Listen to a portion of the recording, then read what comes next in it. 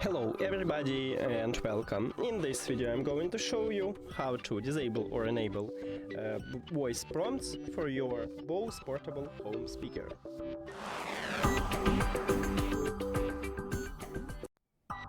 You have to start by open BOSE application and then go to the settings at the right top.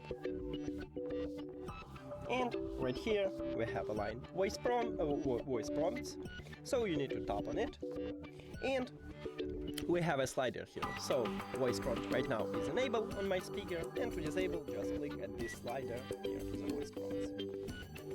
It's the same. To enable, you can just click at this slider, and if you have some color on the background, like I have right now, dark color, so it means that it's enabled, and if you have a gray background, it means that it's disabled. That's it.